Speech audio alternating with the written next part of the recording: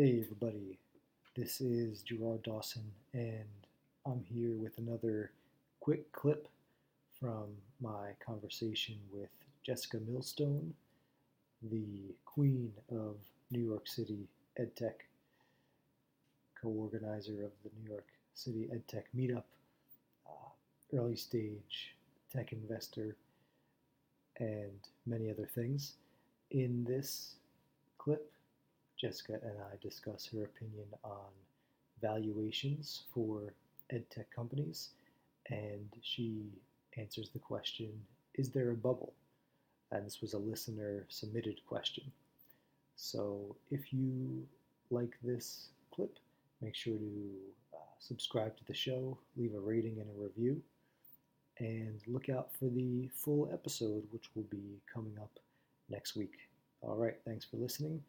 And here is the quick clip from my discussion with Jessica Millstone. So this is from Pamela Gaudet, and she is curious about your opinion on EdTech valuations. So you get to, I'm sure, through the EdTech meetup, you have plenty of people who either talk to you or maybe even ask you about, how to go about getting investment. And then I'm sure you see maybe in sites like EdSurge and elsewhere some of the valuations of companies. Mm-hmm. So what's your opinion on the EdTech market? Pamela's wondering, is it a bubble? And if so, might it burst? It's a really good question. And I mean, you're definitely speaking my new love language of valuations and bubbles. And this is definitely the vocabulary, the lingo that I'm learning now. I have all my EdTech jargon that I can leave to the side. And now I have all new financial jargon that I get to talk.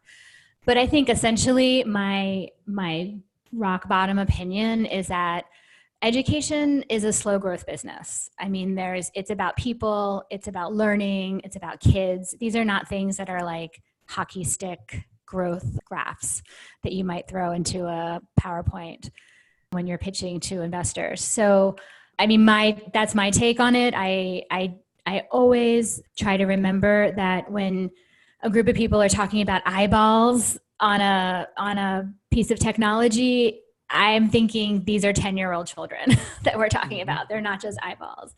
So, and as we spoke about before, like one of the great things about education is that you have like a long runway, where you might see things that might work in the consumer space and adapt them for education. And I think that some of the even financial modeling that's going on around different ways that companies are funded these days, like it will be adapted down for the education space as well. And in terms of bubble, I mean, one great thing also is that, people need to go to school and they need to, learning will be happening. And there's only more and more opportunity for that throughout our lives. One thing that is absolutely true is that people have begun to value the lifelong learning trajectory in a way that they never did before. Sometimes it's very practical, like they need to learn new skills in order to do new kinds of jobs. Sometimes it's because we're living longer and, we just, like this podcast accepted, but you can't just listen to podcasts your whole life. Like there's other things that, other ways to learn and other modalities that need to be stimulated throughout your life. And these are great opportunities for educators. I mean, I actually believe very strongly that really just like almost every company today is a technology company in the sense that it incorporates some technology to do its work. I think every company will be an education company. Like every company will need to learn from the people using their products and teach back to them, what they think are the best uses of it and sort of like the optimal execution of what they're putting out there for use. And so I think that in some ways, like all of these experiments around different kinds of education companies, even with their crazy valuations and, $50 million Series B and all of that, what we're really doing is creating a sense of value of the education process that will be fed back into all companies going forward and programs and organizations and practices and governments and all of that. So, one thing that teachers are always bemoaning, especially in the US, teachers are always bemoaning that, their work isn't valued maybe the way it is in other countries like Finland, or, a lot of other European countries are held up as the model for how much more valued teachers are, not financially, but just, the work that they do. And, one potential and I hope probable outcome of the growth of some of these education companies is like that value will be, sort of acknowledged by consumers going forward. Right.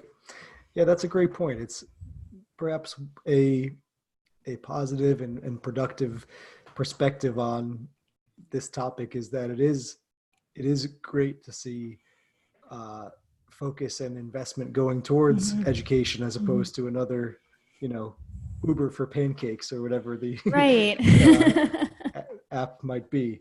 Exactly. But one thing that I am seeing in terms of like Uber for pancakes is that there are some really interesting projects, consumer brands that are being created around video and delivery of video-based content, whether that's like fitness-related stuff or, it's just like, there's just like a sort of expectation and familiarity with learning through video that's going on that's really exciting. And that could, I think, have a circle round effect to more traditional education as well. And I just think people are just valuing like learning new things at a greater pace, a faster pace. So I guess that makes me a little bullish on valuations. But I mean, I do think the numbers themselves seem crazy, but if they're attached to value in a greater sense, then I'm all in favor. Yeah.